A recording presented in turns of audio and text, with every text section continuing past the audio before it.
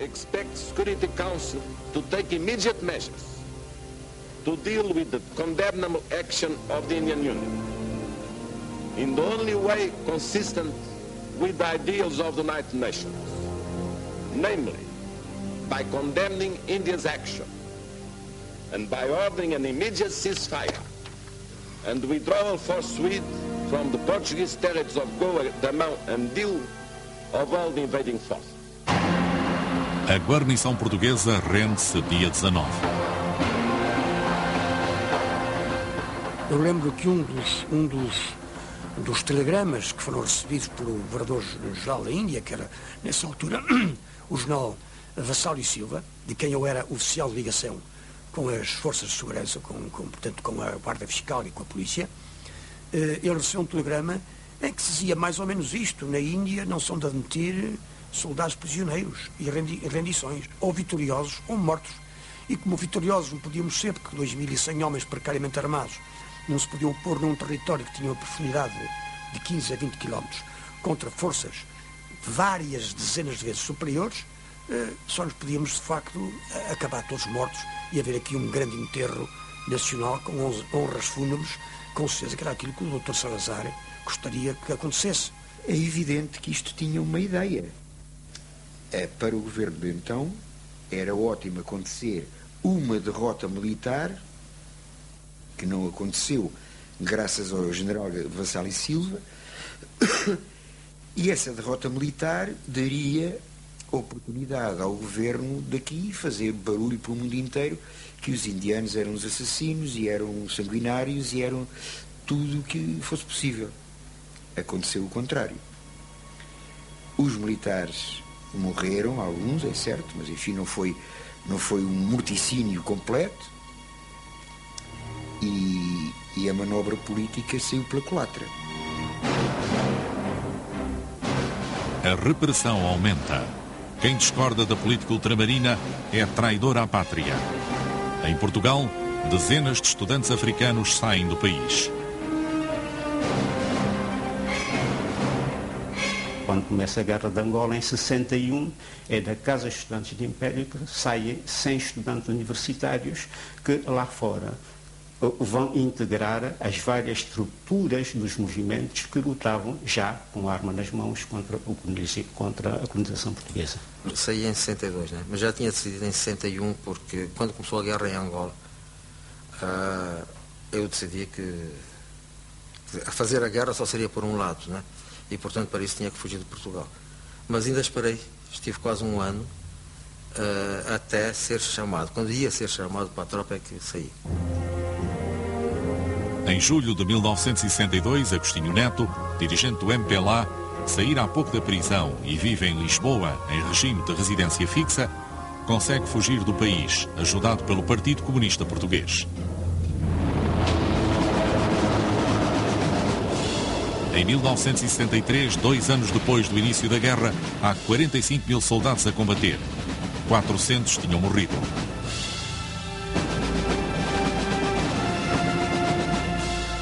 Ao agravamento da situação militar no ultramar e às pressões internacionais, Salazar responde com o envio de mais soldados.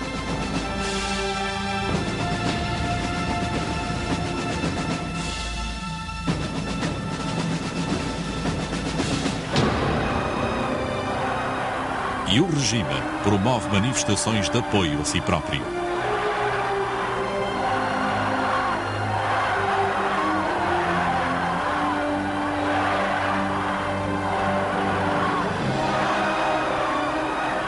Salazar comenta: Fiquei tão emocionado que não consegui trabalhar o resto da tarde.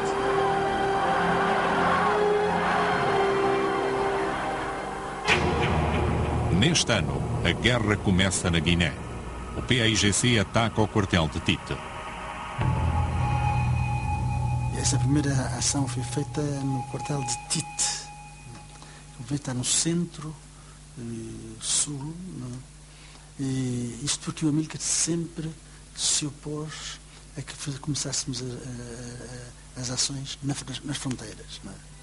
Disse, se nós começarmos as ações nas fronteiras, ou a tropa colonial vai concentrar a sua atenção nas fronteiras de maneira a impedir-nos o abastecimento tanto do país. Não é?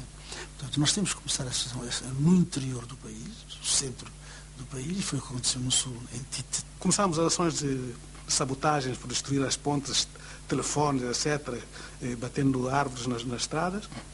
Às vezes podem encontrar 100 homens com três pistolas. Não tínhamos mais nada. Apesar da desproporção dos meios, 6 meses depois, a guerrilha já atinge 15% do território. Mais uma vez, o exército português vai combater num terreno muito difícil, frente a um inimigo muito determinado e apoiado nos 2 países vizinhos, Guiné-Conakry e Senegal.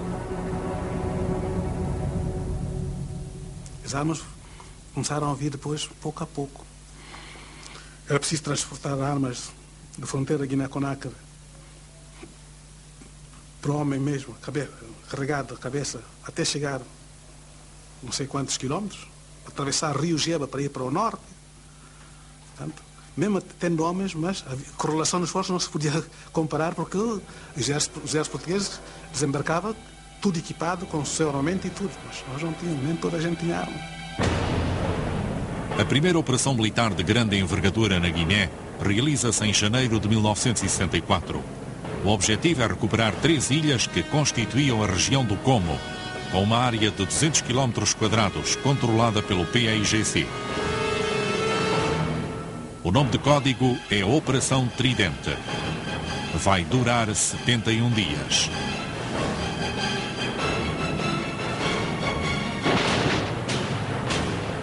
Os combates foram violentíssimos.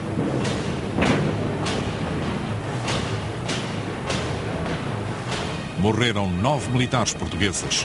Meia centena foi ferida.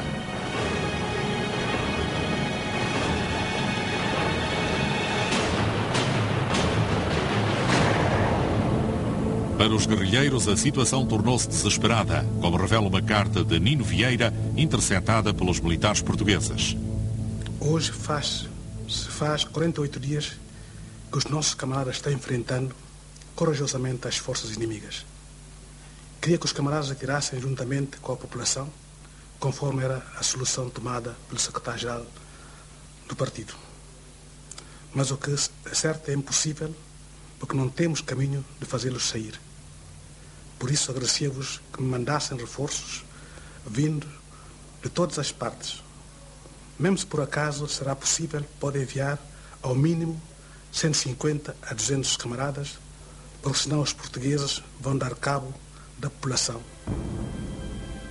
Eu já não me lembrava dessa carta. Nunca tinha pensado, nunca tinha passado pela cabeça que a PID tinha apanhado essa carta. Agora que eu estou a ver que realmente, talvez foi por causa disso que nunca cheguei a receber reforço. Em setembro de 1964, a guerra chega a Moçambique.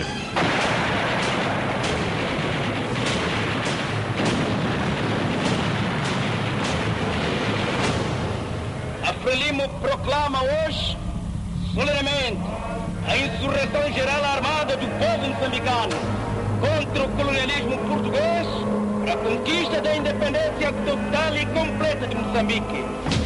Viva Frelimo! Viva a Comissão Central da Frelimo! Viva a Comissão Central da Frelimo! Viva o povo moçambicano! Quando rebentaram os atos de violência em Moçambique, eles fizeram-se com muita violência, dado que os movimentos, sobretudo a Frelimo, estava dotado do armamento mais moderno, de minas indetetáveis, com uma cobertura de borracha e minas antipessoal, creio que de fabrico russo, e que provocaram muitas baixas às nossas tropas.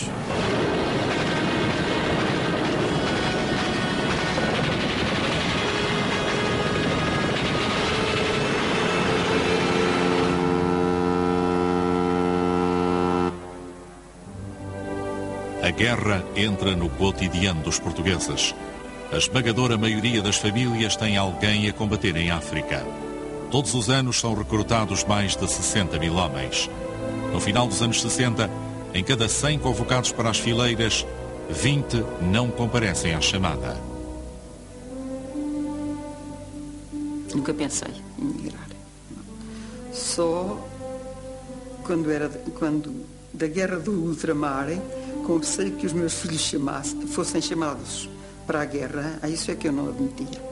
E pedi-lhe sempre, se um dia fostes chamados, de vós desertais, que eu prefiro que deserteis do que ver-vos ir para o ultramar. Para o ultramar, não.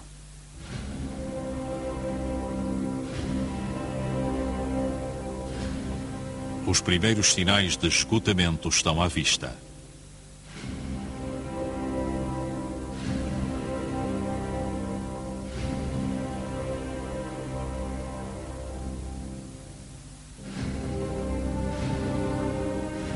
E atingem os próprios militares do quadro permanente. Entendi que não tinha condições para continuar a militar, a fazer uma guerra que era injusta e, portanto, não tinha força anímica para o fazer. E decidi solitariamente, quando logo regressei da segunda comissão, regressei em junho, em setembro, pedi autorização para ir passar férias à França. Essa autorização foi-me concedida, surpreendentemente foi-me concedida, quero dizer. E de França, depois de estar aí algum tempo, parti para o Canadá e decidi, aliás já tinha decidido antes de partir, não regressar novamente a Portugal. Em setembro de 1968, Salazar, com 79 anos, sofre um acidente cerebral. Não mais voltará a governar. Continuará no Palácio de São Bento, convencido que ainda é presidente do Conselho. Os responsáveis do regime alimentam esta ilusão até ao fim dos seus dias.